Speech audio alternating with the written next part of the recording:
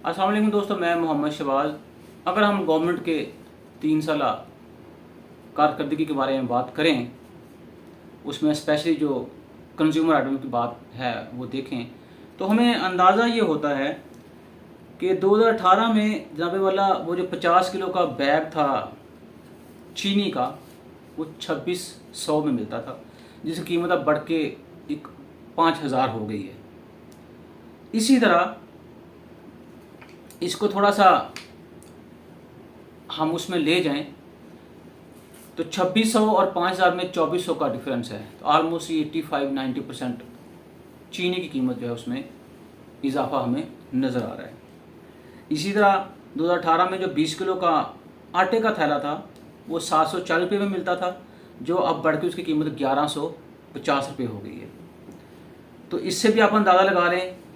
इसी तरह घी और जो खुर्दनी तेल था, वो 5 लीटर का जो पैकेट था वो तकरीबन 2018 में 900 में मिलता था, जो अब 2021 में उसकी कीमत 1700 हो गई है। 9 और 8 17, तो इसका भी डिफरेंस देख दें, ये आपके पास 85 से 90% जो बढ़ता है। अच्छा, अब कुछ लोग जो हैं वो जब इस इजाफे की बात करते हैं तो वो साथ ये भी कंपेयर करते हैं कि मुल्क के अंदर जो है लोगों की कितनी तनख्वाहें बढ़ी हैं, या लोगों की जो वो इनकम की हम बात करते हैं, जिसमें अफवाज चौधरी साहब ये कहते हैं कि 75% लोग हैं जिनकी आमदनी में इजाफा हुआ है। वो इजाफा जब वाला क्या हुआ है कि देखा अगर जाए तो पाकिस्तान के अंदर तकरीबन जो आमदनी बढ़ी है वो 16 से लेकर 20% लोगों की आमदन में इजाफा हुआ है। लेकिन दूसरी तरफ महंगाई जो है वो जहाँ वाला देखें 35 से 40% बढ़ जाती है, तो तकरीबन 20 से 24 जो है वो परसेंट जो है वो फ़र्क है। मतलब ये है कि महंगाई 20 से 24% ज़्यादा है। ये चीज़ें इनको नज़र नहीं आती, मेरी समझ से ये बाहर हैं। मैंने इसी अपने वीगलाग में ये बात की थी कि पाकिस्तान के अंदर जो कीमतें हैं चीज़ों की इन 3 सालों में वो तकरीबन 80 से लेकर 90% तक इजाफा हुआ है। तो अब जो है वो माशाल्लाह मेरे पढ़े लिखे जो इकोनॉमिस्ट हैं वो इस बात को मानने पे तैयार हो गए कि पाकिस्तान के अंदर 60 से 70% जो है वो चीज़ों की कीमतों में इजाफा हुआ है। आहिस्ता आहिस्ता ये 80 और 90% पे भी आ जाएंगे, कोई ऐसी हैरानी वाली बात नहीं है। तो हमें थोड़ा सा इसके बैकग्राउंड में भी जाना चाहिए कि आखिर ऐसी कौन सी वजूहात हैं कि जिसकी वजह से जनाब वाला हम अपना महंगाई के इस वर्ज पे खड़े हैं कि दुनिया की मुल्क की हिस्ट्री की बुलंद तरीन महंगाई जो है हम लोग वो फेस कर रहे हैं। तो आइए हम देखते हैं कि पाकिस्तान चूँकि एक ज़री मुल्क है और ज़री मुल्क के अंदर ज़री चीज़ों की कीमतों में इस तरह से बेतहाशा इजाफा होना बड़ा वो क्या कहते हैं उसको जनाब वाला हैरान कन होता है। और कोई भी गवर्नमेंट हो, जब हम उसकी बात करते हैं, ख़ासकर जब हम इस गवर्नमेंट की बात करेंगे तो उसमें 3 चीज़ें जो हैं जिनका ज़िक्र लोग करते हैं। एक ये है कि अगर आप ऊपर बैरूनी कर्ज़ा है या कर्ज़ा है, उसकी मैनेजमेंट एक वो बहुत बड़ा कह लें कि प्रायोरिटी होती है गवर्नमेंट की। उसके बाद जनाब वाला आप ये देखें कि महंगाई जो है उसको कंट्रोल होना चाहिए, डॉलर जो है उसकी कीमत के ऊपर कंट्रोल होना चाहिए, और आपको पता है कि पेट्रोलियम जो है वो उसके ऊपर भी कंट्रोल होना चाहिए। डॉलर उसके ऊपर कंट्रोल नहीं है, महंगाई बढ़ेगी, आपकी कर्जा आपका बढ़ेगा, कर्जा बढ़ेगा, नए नोट छापने पड़ेंगे। उससे भी मनी सप्लाई जो फिशर इक्वेशन ये कहती है कि जो मनी सप्लाई बढ़ाते जाएंगे आपका इन्फ्लेशन जो बढ़ता जाएगा। इसी तरह पेट्रोलियम प्राइसेस जो हैं, और ये तो बिल्कुल डायरेक्टली पर वो लिंक है टू कंज्यूमर आइटम्स, और जितना भी कास्ट ऑफ प्रोडक्शन आपका है उससे। तो जो आपकी पेट्रोलियम प्राइसेस बढ़ेंगी तो जाने वाला आपकी महंगाई में इजाफा होगा। तो तीनों जनाबे वाला अगर देखा जाए तो अगर आप महंगाई कंट्रोल ना हो, डेट मैनेजमेंट ना हो, और डॉलर की जो कीमत बढ़ रही है पाकिस्तान के अंदर उसके ऊपर आपका कंट्रोल ना हो, तो ये समझिए कि ये बहुत बड़ी तबाही है गवर्नमेंट के लिए। तो हम अगर थोड़ा सा देखा जाए, ये जैसे रोना रो रहे थे कि पिछली गवर्नमेंट है जनाबे वाला वो सारा कुछ कर्जा हमारे ऊपर चढ़ गया, जनाबे वाला हम तो उसी कर्ज को उतार रहे हैं और उस कर्ज को उतारने के लिए नए कर्ज ले रहे हैं। तो अगर हम पीपी गवर्नमेंट का देखें, इस वक्त जो पाकिस्तान के अंदर कर्जा है जनाबे वाला वो तकरीबन कह लें कि 40 अरब हो चुका है। इसमें 8165 अरब कर्ज जो था वो जनाबे वाला पीपी की गवर्नमेंट ने लिया था। नून लीग ने सी पैक शुरू किया, मोटरवे शुरू किए, और जब बिजली के 10,000 मेगावाट के पावर प्लांट्स लगाए थे, और उन्होंने अपने 5 साल दौर में 10,661 अरब रुपये कर्ज लिया था। पीटीआई जिसको जनाब वाला अभी 3 साल हुए हैं, 2 साल अभी बाकी हैं, तो 15,000 अरब का इन्होंने कर्जा लिया है। और जैसे 2 साल अभी बाकी हैं उसमें अगर ये इसी तरह काम करते रहे कर्जे के ऊपर, तो तकरीबन ये कह रहे हैं कि 10,000 अरब का और इजाफा हो जाएगा। और जब ये गवर्नमेंट छोड़ कर जाएंगे तो तकरीबन 50,000 अरब कर्जा जो पाकिस्तान के ऊपर चढ़ जाएगा। अब मुल्क के अंदर माफियाज हैं जब वाला वो डॉलर की कीमतों के अंदर जो कह रहे उड़ान आ रही है, वो उसमें कुछ फैक्टर्स ये बताए जा रहे हैं कि जब वाला डॉलर जो अफगानिस्तान भी स्मगल हो रहा है।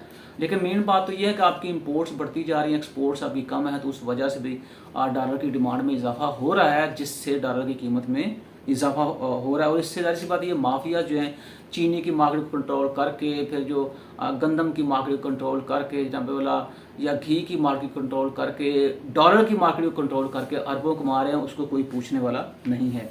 और गवर्नमेंट ये कहती है कि जब वाला हमने इस साल जो है वो बम्पर क्रॉप हुई है, मतलब हिस्ट्री के अंदर पहले तो ऐसा हुआ है। तो मेरे भाई अगर बम्पर क्रॉप हुई है तो फिर मुझे बता दीजिए कि आपको $370 फी टन के रेट से 1,20,000 गंदम जो ख़रीद रहे हैं, ये इंपोर्ट कर रहे हैं, उसकी क्या बड़ी वजह बनी है? क्योंकि बम्पर क्रॉप हुई थी, इसका मतलब ये है कि बहुत ज़्यादा आपकी तवक्को से बहुत ज़्यादा पैदावार में इजाफा हो गया है। तो ये दूसरी तरफ क्या है? और आपको एक और बात बता दूं कि ये $370 फी टन का जो रेट है, दुनिया में कहीं भी आपको इतना महंगा सौदा नज़र नहीं आएगा जितना महंगा सौदा इस गवर्नमेंट ने किया है। तो ये इनकी अक्लमंदी है जनाब वाला। ये वो मुल्क है, बड़ी हैरानी वाली बात है, हम एक एग्रेरियन कंट्री हैं, हम एक ज़री मुल्क हैं, और इस ज़री मुल्क के अंदर जनाब कारें सस्ती हो रही हैं और जो ज़री अशिया हैं या अशिया खुद नोश हैं, उनकी कीमतों में इजाफा हो रहा है। ये कैसी तरक्की है? ये कौन सी तरक्की है? या ये कौन सा टेक ऑफ है? या ये कौन सा पाकिस्तान के राइट पाथ है कि जो आम लोगों की चीज़ें हैं या आम लोगों के इस्तेमाल की चीज़ें हैं, वो मेरे भाई डे बाय डे महंगी होती जा रही हैं, और जो उम्रा के इस्तेमाल की चीज़ें हैं वो सस्ती होती जा रही हैं। तो क्या मैं ये कह सकता हूँ कि ये उम्रा की गवर्नमेंट है, ये उम्रा को खुश करने वाली गवर्नमेंट है, ये उम्रा के लिए काम करने वाली गवर्नमेंट? हम इसके ऊपर नज़र दुलाते हैं कि जनाब वाला ये जो ज़री अजनास की किल्लत हुई है और महंगाई में इजाफा हो, उसकी बड़ी वजह क्या है?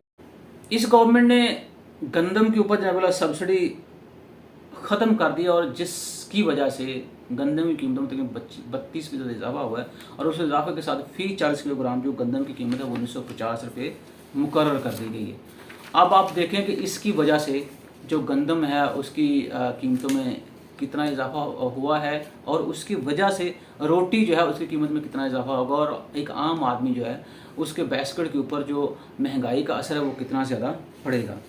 अच्छा, हमने जब मुल्क दिया था इनको, इनकी 22 साल की अनथक मेहनत के बाद, अनथक कोशिश के बाद, तो डॉलर उसको 104 रुपये था, जो अब तकरीबन 170 रुपये पे चला गया है। बहुत शोर किया इन्होंने इस बात के ऊपर कि पिछली गवर्नमेंट जो थी उसने आर्टिफिशियल डॉलर की कीमत को कंट्रोल किया हुआ था। इसहाक डार साहब ने मार्केट के अंदर पैसे फेंके थे, डॉलर फेंके थे, ताकि रुपये की कदर को मुस्तहकम किया जाए अगेंस्ट डॉलर।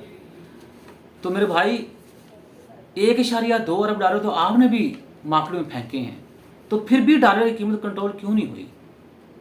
उसके ऊपर ये बहाना करते हैं कि जो डॉलर जो है वो अफ़गानिस्तान स्मगल हो रहा है।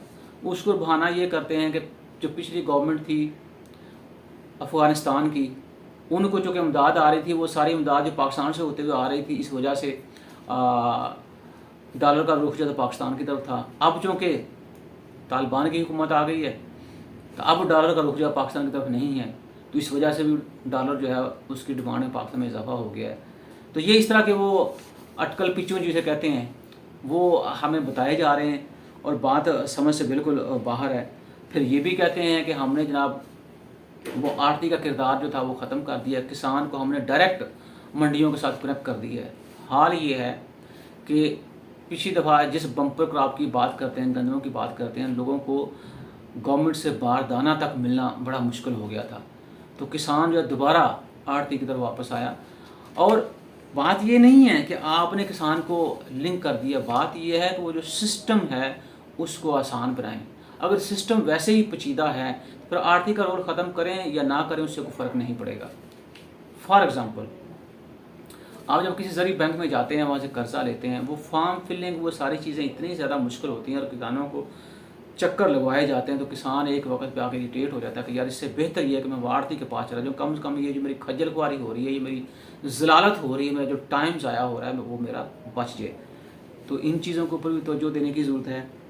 इसी तरह जनाब वाला, आप मार्केट में चले जाएँ तो उसमें जो फल हैं उसकी कीमतों का अंदाज़ा लगा लीजिए, सब्जियों की कीमतें जो उसका अंदाज़ा लगा। जब आप ज़ाहिर सी बात है कुछ काश्त नहीं करेंगे, बाहर से इंपोर्ट करेंगे तो चीज़ों की कीमतों में इजाफा ही होना है।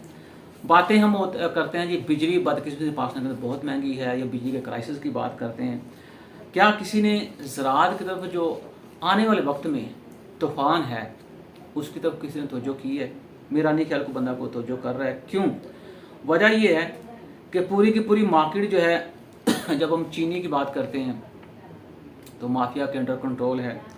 ऑलमोस्ट मैं समझता हूँ कि गंदम जो है वो भी माफिया के कंट्रोल में है, सब्जियाँ जो हैं वो भी माफिया कंट्रोल में हैं। तो अब आप ये कह दें कि जहाँ पे वाला मुल्क के अंदर माफिया का राज है, तो भाई साहब गवर्नमेंट आपकी, हुकूमत आपकी, तो रेट भी आपको ही कायम करनी चाहिए। तो ये भी एक रीज़न है जिसको हम आम अल्फाज में कह सकते हैं कि मुल्क के अंदर गवर्नेंस नाम की चीज़ बिल्कुल नहीं है। दूसरी तरफ जब शर्मिंदगी भी है और हैरानगी भी है मुझे कि आप आवाम की भलाई के लिए तो कुछ कर नहीं सके, लेकिन आप ये कहते हैं कि भाई साहब ये काबीना जो है इसकी तनख्वाहों में 10% इजाफा कर दिया जाए। शर्म से मैं समझता हूँ डूब मरने का मुकाम है कि लोगों की फलाह बहबूद जो है या महंगाई जो है वो तकरीबन 35 से 40% है, लोगों की आमदन में इजाफा जो है 16 से 20% है, और महंगाई और आमदन का जो डिफरेंस है वो 20 से 24% है। तो वो आम लोगों के लिए है। आम लोग महंगाई की चक्की में पिसें, खुदकशियाँ करें, बच्चों को जलाएं, बच्चों को मारें, कुछ भी करें, लेकिन हमारी तनख्वाहों में या हमारी मराहत में 10% इजाफा होना चाहिए। अल्लाह के बंदो, ये बात सोची कैसे आपने कि मुल्क में गरीब जो है भूखा सो रहा है और आपको अय्याशियों की पड़ी हुई है। तो ये भी अनप्रोडक्टिव जो एक्सपेंसेस हैं गवर्नमेंट के, वो भी एक महंगाई का ज़ाहिर सी बात है एक रीज़न है। अगर हम थोड़ा सा बड़ी बारीक बीनी से इकनॉमिक्स को जो है वो देखें या उसके अंदर जो इंटर रिलेटेड वेरिएबल्स को तवज्जो करें तो ये आपको एक मेजर चंक नज़र आएगा जनाब वाला कि जिसके ऊपर हम कह सकते हैं कि महंगाई जो है वो अपना रूप धारे हुए है। अच्छा, फिर हम क्या करते हैं जनाब कि हम कुछ भी हमारे हाथ में ना हो तो हम फटाफट उठ के अपने को कंपेयर करना शुरू कर देते हैं जी। अमेरिका में तेल की कीमतों में इजाफा देखें आप, इंडिया में देखें आप, जनाब वाला बांग्लादेश में देखें। हालांकि वो हमारे फवाद चौधरी साहब कह चुके हैं कि पाकिस्तान में लोगों की जो कुफ्ते खरीद है वो इंडिया के लोगों की कुफ्ते खरीद से ज़्यादा है।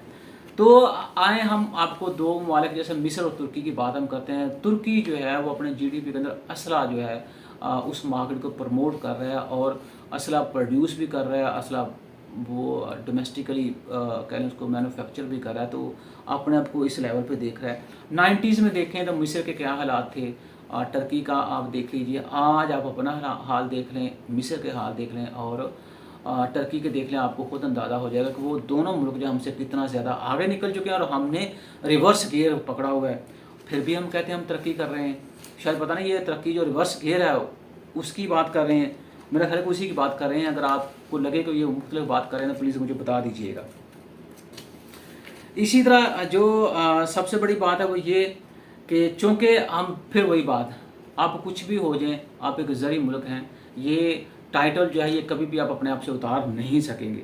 लेकिन आपने ज़राअत को मुस्तहकम करने के तरफ तो जो बिल्कुल नहीं दी, और बाकी जो सनतें हैं उसके ऊपर भी कोई इतना ख़ास आपने वो को ज़ोर नहीं दिया जिसके ऊपर मैं कह सकूं लो जी आपने बड़ी एक वाज़ेह किस्म की ज़री पॉलिसी जो है वो पेश की है।